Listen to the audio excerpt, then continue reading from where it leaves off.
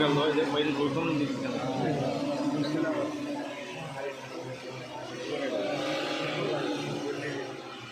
దాంతో కింద పోతే అక్కడ కొట్టేయచ్చు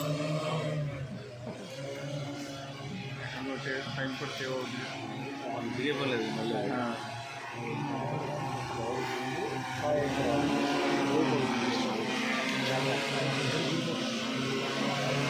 ఏమంటే చెట్లు దగ్గర ఉంటేనే సెట్ అవుతుంది చెట్లు మామూలు పొంగడానికి పోతే సరిపోతుంది అలిగిపోతుంది చెట్టు ఇస్తేనే కింద పోతే కవర్ చేయాలి